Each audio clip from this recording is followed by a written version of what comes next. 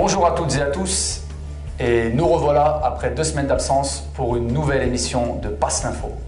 Sans transition, l'actualité nationale. Alors que la réforme des retraites a été votée par le Parlement, les Français ont manifesté de diverses façons leur désaveu face à cette réforme et surtout face au mutisme des leaders politiques. Le parti antisioniste a souvent critiqué l'ingérence des lobbies sionistes dans la politique intérieure française, troquant les intérêts de notre pays contre ceux d'Israël. Cette ingérence est souvent masquée, mais parfois elle se montre au grand jour. Et la preuve en est cette vidéo où l'on voit le député de la majorité, Éric Raoult, courber l'échine devant les intérêts d'Israël. Ce soir, moi, j'avais le bureau politique de mon parti. Et Xavier Bertrand m'a dit, mais tu t'en vas. On parle des retraites, c'est important. Et je lui ai fait passer un papier en disant, pour moi, Israël, c'est plus important que les retraites.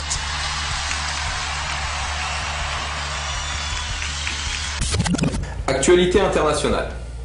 Le Synode, l'Assemblée générale des évêques catholiques du Moyen-Orient, qui s'est tenue à Rome fin octobre, sous l'autorité de Benoît XVI, s'est achevé par une critique d'Israël. Ces évêques ont fait valoir qu'Israël n'a pas le droit d'invoquer le concept biblique de terre promise, ou de peuple élu pour justifier la colonisation à Jérusalem ou revendiquer des territoires. L'archevêque Cyril Salim Boustros a déclaré à ce propos « Nous, chrétiens, ne pouvons pas parler de terre promise pour le peuple juif. Il n'existe plus de peuple élu.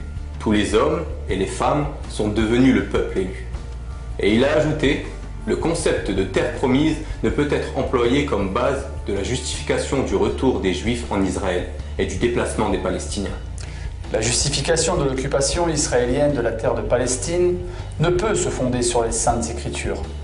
La déclaration finale de ce synode est une véritable mise à nu du sionisme, lui ôtant son masque religieux et biblique. De plus, dans une lettre adressée au président iranien Mahmoud Ahmadinejad, publiée jeudi par le Vatican, le pape Benoît XVI a jugé de bienvenue la création d'une commission bilatérale entre le Vatican et l'Iran pour la défense de la liberté religieuse. Afghanistan, la guerre perdue d'avance. Ben Laden s'en prend à la France. Dans un message audio, il critique notre pays pour l'interdiction du port de la burqa, mais surtout pour sa participation à ce qu'il appelle la guerre de Bush en Afghanistan. La participation de la France à la guerre en Afghanistan est selon lui la cause des prises d'otages au Niger et surtout de la perte d'influence de notre pays auprès des pays musulmans. 50 militaires français ont déjà été tués au cours de cette guerre, qui n'ose pas dire son nom. Il s'agit officiellement d'une participation française aux côtés des États-Unis. Mais combien faudra-t-il de morts jusqu'au présidentiel de 2012 avant de se retirer de ce bourbier? Tout le monde sait que les Américains partiront. Alors que cherche exactement Nicolas Sarkozy en continuant cette guerre? Creuser le fossé entre la France et les musulmans à Kaboul comme à Paris. Cette politique ne profite qu'au lobby sioniste, qui ne vit que de la guerre menée par les autres. Quelques brefs. Un attentat criminel a été perpétré contre l'église Notre-Dame de Bagdad le 31 octobre 2010, veille de la Toussaint. Il a fait 58 morts et 78 blessés. Le parti antisioniste fait observer que ces attentats interconfessionnels sont la conséquence de l'occupation américaine dans la région. Ces attentats portent la marque du sionisme à qui ils profitent. Utilisant les sectes évangélistes arrivées avec l'armée américaine, Washington et Tel Aviv cherchent à opposer chrétiens et musulmans. Revenons en France et parlons de la grande soirée de la solidarité sioniste. Le lundi 29 novembre à 20h30 au Palais des Congrès de Paris, qui est la capitale de la France. Un spectacle organisé par Stéphane Bern et Cyril Hanouna, parrain de la Tzedaka 2010. À savoir que la Tzedaka est une obligation de la Torah de pourvoir aux besoins financiers du peuple juif et non de l'entité sioniste.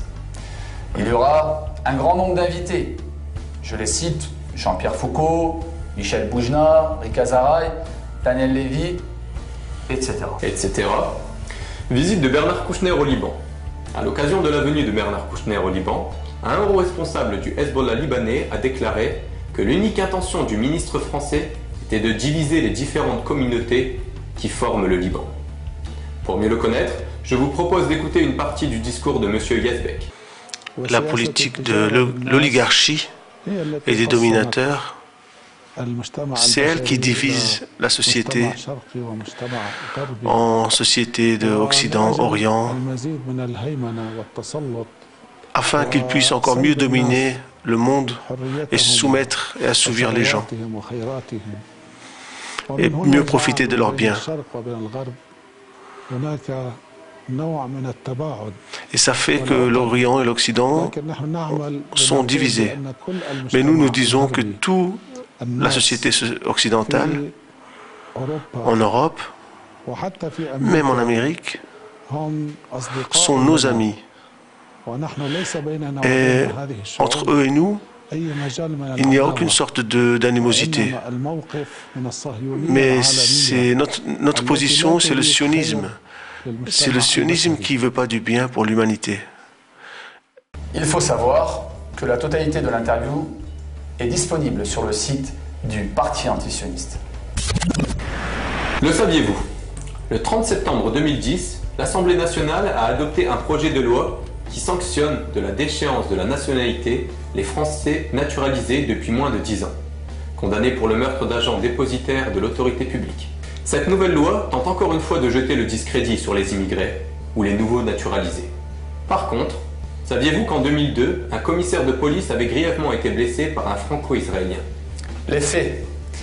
Lors d'une manifestation pro-israélienne à Paris le 7 avril 2002, un commissaire de police est gravement blessé à l'abdomen par des coups de couteau d'un certain Julien Soufir, un jeune franco-israélien sympathisant du Bétard. Pour ne pas risquer de provoquer des sentiments d'antisémitisme en France, l'affaire a été étouffée.